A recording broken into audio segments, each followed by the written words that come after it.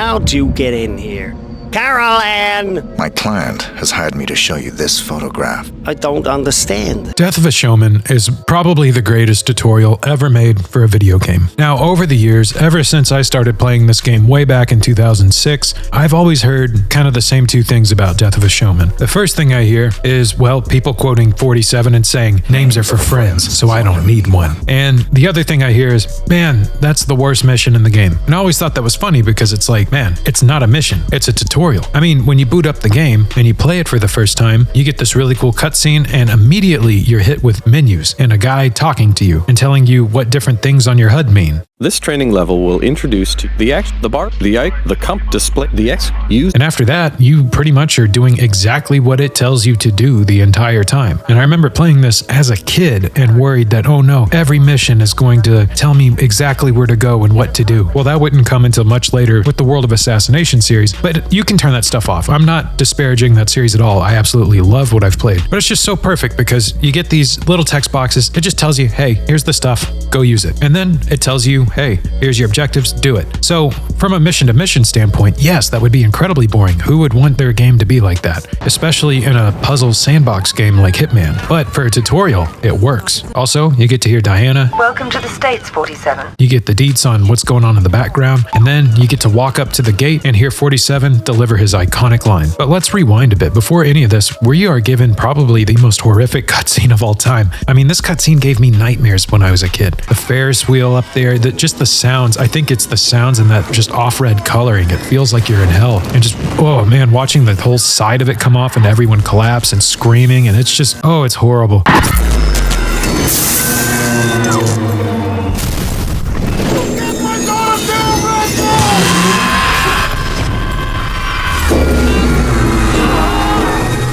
And you know that the man that you are here to take care of was responsible for that. Maybe not directly, indirectly, through negligence. Now, does he deserve to die for that? I don't know, I'm not going to answer that. That's for you to decide. But it doesn't matter to Agent 47. All that matters to Agent 47 is getting the job done. Look at the photograph, Mr. Clarence. So after the father of one of the victims of this terrible catastrophe calls up the ICA like they're a pizza company, I would like to place an order. 47 gets out to dispatch some hometown justice. A really creepy shadow company justice, but whatever. Anyways, 47's here, a gang has taken over the place, and Joseph Clarence is kind of left trying to get his wife back. I won't sign the papers, I won't. You gotta give me one more chance, you gotta. I mean, he's a whole mess. I feel bad for this guy. Genuinely, this is one of the few targets in Hitman games to where I'm just like, oh man, I feel horrible. But it is what it is. We're Agent 47, not me. Here we go. So after we give this guy a little wake-up bong here on the gate, we go ahead and move in to hear some of the best voice acting of all time. Let's check it out. It's actually pretty rough, and I don't think it'd fly today for several reasons, but that's just me. Anyways, you throw the coin, you distract them, which the coin, oh my gosh. So this game introduced us to infinite coins, and the coin is probably the best thing in your toolkit in a Hitman game. So I love how that's laid out. So immediately we've gotten some windows showing us how the heads-up display works. We got to move around a bit, hear Diana. We already know the setup of the whole mission. We got to see 47 be a badass and know that he's still a badass. And now we immediately are introduced to the coolest tool and the most useful tool in all of Hitman, the coin. And also, if you wait for Tweedledee and Tweedledum to come back to their post after getting past them and hide behind this thing here and then throw another coin and they'll go for it, you can come over here and get the Devil's TMP. And it's called that, or I think it's like Satan's TMP. It's called that because there's 666 extra rounds. And it's kind of a pain in the butt to get the perfect position to get it, but it is worth getting because you kind of need it if you want to do Silent Assassin on this mission. And I just love this next part when you come into the theater. Well, I don't want to say I love it. It's horrifying. I mean, I love that it is horrifying. You come in there, the lawyer, he's on top of the little horsey thingy, and you got some crazy dude about to light him on fire and cleanse him or whatever. And I just, oh man, this disturbed me so much as a kid. So we can't let that happen. We got to get rid of that guy. And I remember after taking that guy out as a kid, I tried so hard to set the lawyer free. I tried so many different things and accidentally killed him trying to do it. You can't set him free. It is what it is. But hey, it's better than him getting lit on fire. So this part, it does a really good job of showing you how to sneak up behind people and strangle them, which is something you're going to be doing a lot of in this game. It really also does a good job of just really hammering it home. This world that you're in is messed up. You're going to see some dark stuff in this game. We're fresh off of contracts. Don't worry, we still got it. And then it takes you through this little climbing segment, which I didn't really appreciate much as a kid. Even though I had come from Silent Assassin, I didn't really know what this meant. I didn't know that this meant, hey, there's going to be more climbing stuff like this in the game. So I didn't implement it as much my first playthrough. But I think it does an excellent job showing you just like, hey, get up there, and then boom. And now you know that Agent 47, there's a lot you can climb with in this game. And then it tells you to clear the room. That could be kind of a turnoff because you're like, what do you mean clear the room? This isn't Ready or Not. This is Hitman. But you know, it is what it is. This is really the only time you have to do something like that. And you don't have to do it like that, but you'll see later during our Silent Assassin challenge. Anyways, we smoke these guys, then you can dump the bodies. And I think this part of the game does something really cool that it can't really put in your face, but it's just trying to let you know, hey, you can interact with the environment. You see that knife that's stuck in the wardrobe? You can take it. And maybe you didn't take it your first time, but yes, you can take that knife. And after the chemist or whatever he is gets in here, we can sneak up behind him, we can strangle him, we can knock him out, we can take him as a human body shield, even though the game hasn't told us that yet, and we can cut him up with the knife. We can do whatever we want. Man, that sounds sadistic. Then the game shows us, hey, not only can you do all this stuff, you can take the man's clothes. You can take everything from this man, his life, his clothes. Oh, anyways, now we're wearing his clothes, and this was something I really loved about Blood Money, and I thought they did a really cool job showing it. Having you dip over to like a side closet, put your gun inside the baking sheet or baking tray, whatever the hell it is, and then walk to get scanned. I loved that mechanic so much, and there wasn't stuff like this in the previous Hitman games, and if there was, it was kind of a one-off thing that was really hard to figure out for one mission. So this mission already is establishing, hey, all these things that you're doing, these are the tools that we're going to equip you with, and then you get to use those tools in all of these other missions. So I think the game does an excellent job of just kind of drip feeding this to you. So after we get past the security guy, we get to learn about one of my favorite things to do, and that's the ability to be up on the top of an elevator and strangle the person below it. It is so cool and freaking stealthy. So you know the next time you see an elevator, oh, hey, I can do that. After you take the guy out, boom, there's a power box. The first thing you're going to do is want to run over and turn it off, and the game tells you to. Now you know, hey, every time I see that, I can cut the power. Wow, look how blind people are when the power goes out. These two girls ran into each other. It must be really hard to see, even though it's not that hard for you to see. And then after you sneak around them, we are introduced to something I really wish would be in the World of Assassination trilogy, the ability to take someone hostage. And oh my gosh, this rocks. Seriously, I hope they bring this back. But in this case, we're just going to use it to clear the next room. Even though in this game, that's how you knock someone out, from behind, all discreet. And then right after that, you go up a ladder,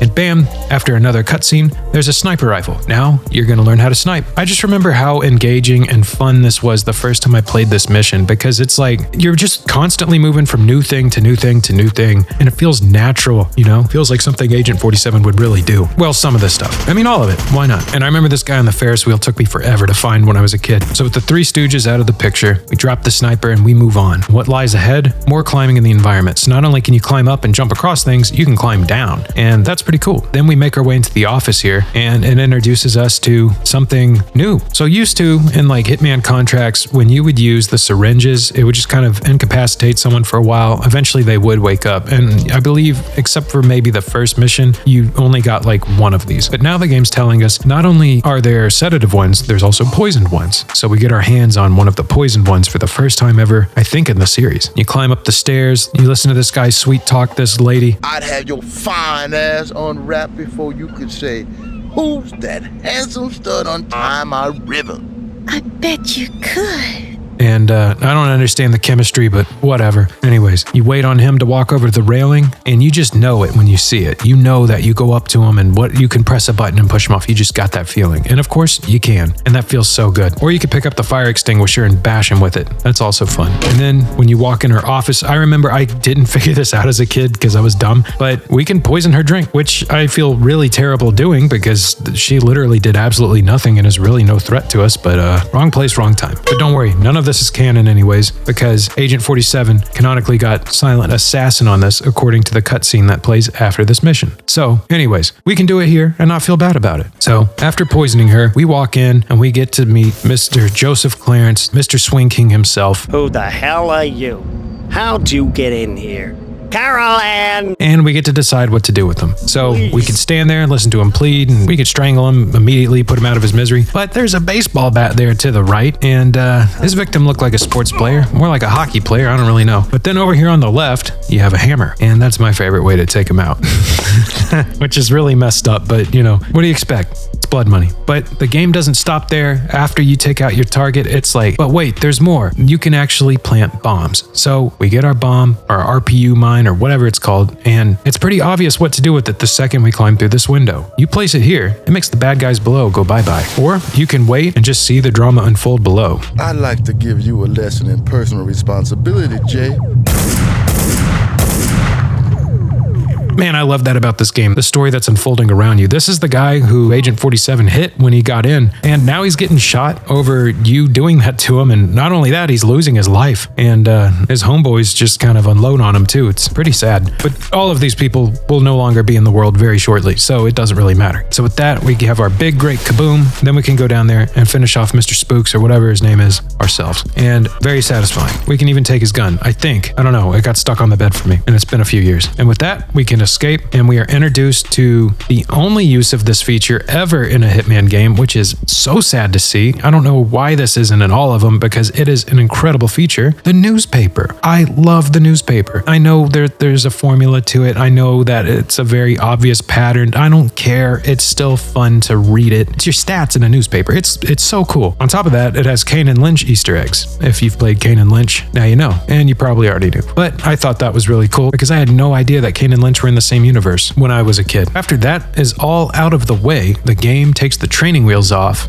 the next mission. But man, I think that is such an excellent tutorial. I mean, like I said earlier, it's just taking you from thing to thing to thing to thing to thing, constantly showing you new ways of doing stuff. You could save and reload and try out new things within reason. You don't get to go totally crazy on this, but I think that's great for a tutorial. It should be linear. It should kind of just show you what you're supposed to do. But the story that's happening around you while you're doing it and the tone that it sets for blood money, it's outstanding. And the emotions you feel for your target too. I think it really is a masterclass tutorial. Because I feel like so many games are either like, you know what, figure it out yourself, or they just hold your hand too much, or the tutorial just doesn't do a good job explaining anything. This game literally is just like, hey, you're in the game, do this real quick, here's how you do it, and you do it. But you're not doing it at like some training range or whatever in the game. There's that disconnect when you have that in video games. You're actually doing this in a mission. So the next mission you immediately go to after this, you will know, oh, I can do these things. I don't know. It just has a really good way of sticking with the player. It being years and years and years since I've played this game, it felt really good to come back, pick up, and immediately be like, oh yeah, that's how you do that. Especially having to switch from PS3 in the middle of the playthrough to the PC because my capture card wouldn't work with the PS3. I found that out. That's another story entirely. If you know about encrypted HDMI signals, we should send Agent 47 after whoever came up with that. Anyways,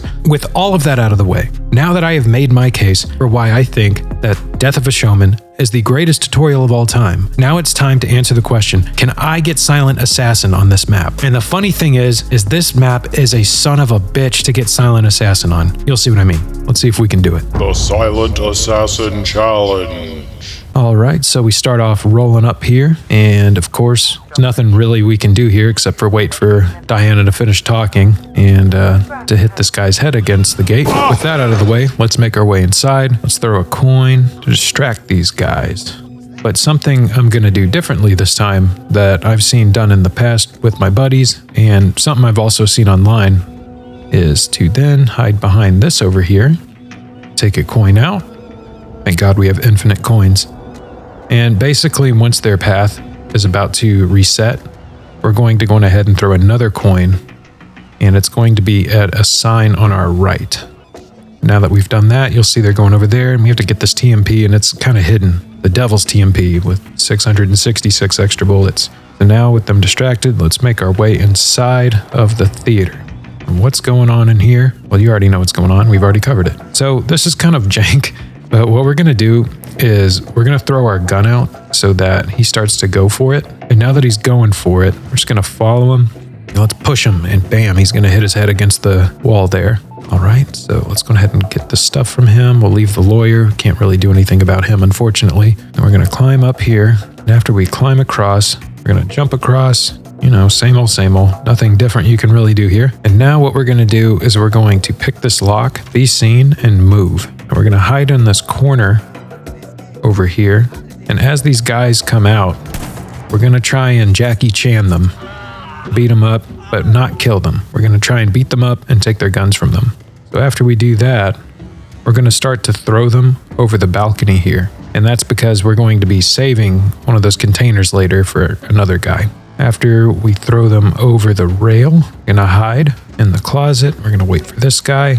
Once he's finally chilling, taking the money, we can then get him. And you'll see kind of knocking everyone out. Let's throw him in here. And now we're going to take our key card, open up this door, and pretty much just the way it always goes. So now we're in here. We're going to take our gun and put it in the baking soda crate. Then we're going to carry it over. We're going to get scanned. Business as usual. Gotta check you, white bread. Gotta check you, white bread. All right, and then we're going to come in here. We're going to put this down, and a cutscene will trigger. After the cutscene, this is really annoying. So what we're going to do now is we're going to try throwing a coin down, but we're going to have to open the door because how the coins work in this game. All right, and we're going to get behind him. We're going to grab him with the gun, and we're going to hit him on the head and knock him out. And man, I wish other Hitman games had that feature. It is so useful. After that, we're going to do something that made me want to pull my hair out. We're going to jump down here in the elevator, and you have to just time this just right to where you can hop behind the guy without giving yourself away. And it's a pain in the butt, but eventually we'll get it done. And then we're just going to push him against the wall. He's going to hit his head. Now we're going to cut the power. There's another guy we're going to need to take out. And it's the guy we're taking out basically is the guy that they're ordering to turn the power back on. We don't want the power to come back on in here. So we're going to follow him. We're going to grab him. And we're going to knock him out. Then we're going to climb back up the elevator. And then we're going to run across all the way back to the main room. And this guy, he gets suspicious. Don't mind him. We're just not going to pay him any mind. Hopefully he won't pay us any mind. Now, when we're back in here, we're going to do something incredibly annoying. After changing back into our suit, we're going to slide here and we're going to get his attention and he's going to run in here. Now, I've seen it before where people hide behind the door. That does not work for me. He knows exactly where I'm at no matter what. So instead, we're going to wait while hiding in here and then pop out and then just try to get him before the gun goes off and knock him out. After that, we're going to put him in a crate. That's why we left these two crates open, one for the doc, one for him, the chemist or whatever. Now we're going to open that door back up and run across. Everyone's going to be like, hey, what are you doing? But it doesn't really matter because they really can't get to us and they can't find any bodies. All right, so now let's jump back down the elevator and the power is still out. They're still in here trying to figure out how to get the power back on. And now we're going to make our way to the bathroom. This next part is pretty funny. So we're going to sneak up behind the guy peeing. We're going to grab him. We're going to knock him out. Whack. And after we knock him out, we're going to take our gun and throw it right over here, like kind of where the bathroom meets the main room. And the first time you do this, someone will immediately notice and get up. And basically, we're going to do this for every one of them. So he's going to pick it up. We're going to run behind him, grab him, and we're going to bring him in the bathroom and knock him out. Or we're going to knock him out and then bring him in the bathroom. It doesn't matter. We just want to make sure he ends up in the bathroom knocked out. Then we're going to pick up the gun we threw and do it again. But this time, it won't be enough to get their attention, so we're going to have to throw a coin too. And this usually takes me a couple of tries. But now that we have his attention, we're going to see if we can grab him. Yep, we got him. So now we're going to take him back in here and knock him out. And we're going to do this again. For this last guy, you could throw the gun like really far, or you could throw it like kind of like right here and then just get a coin, toss it until you get his attention. As soon as he's up, he should notice the gun. Yep, he does. So after he gets the gun, we don't have to drag him in the bathroom. We can just knock him out. All right, so we cleared this room without having to kill anyone, which is great. So let's climb the ladder. The cutscene's about to trigger. Yep, there it is. After the cutscene, we really can't use the sniper because we're going to cost ourselves the silent assassin ranking. So we're going to have to deal with the snipers. So we're going to peek this door until we're feeling confident we could make this run, and then we are going to run. Now there's a guy down here, and sometimes he can give you trouble. I'm not going to lie, I've had to reload this because this took me a couple of tries because the snipers were taking me out. If there is a guy down there, you can just take his gun and knock him out. So after we survive the snipers and get across, we're going to run up the stairs here where this guy's smooth talking this girl, and we can't really wait for him to get over to the window because of the snipers. So we're going to go ahead and try and take his gun and beat him up. And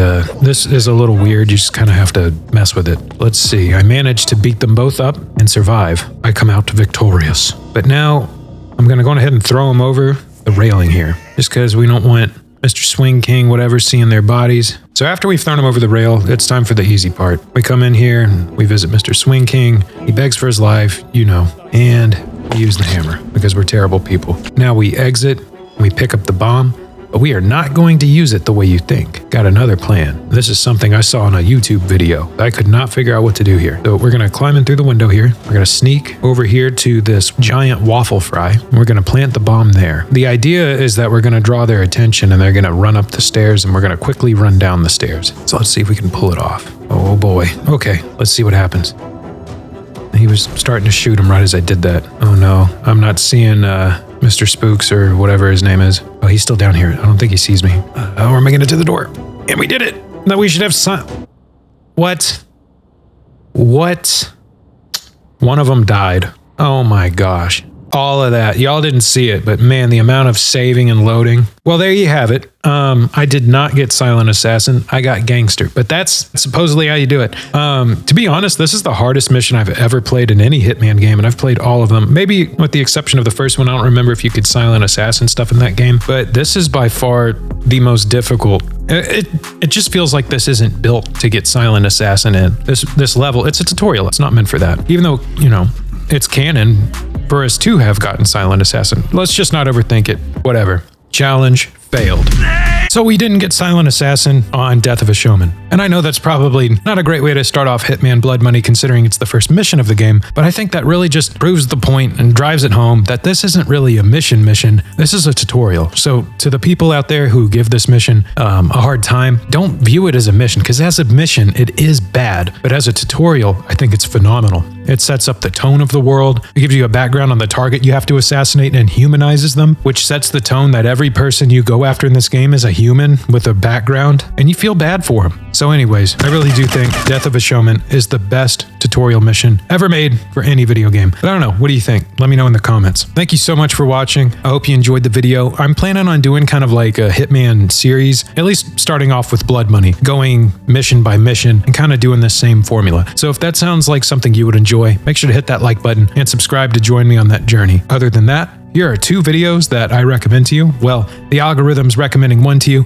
The other one I'm personally recommending to you. Either way, I'm sure you will enjoy one of these 2 videos. If not, and this is where we say our goodbyes, then have a great rest of your day, night, year, week, month, whatever. Just stay safe out there. Peace.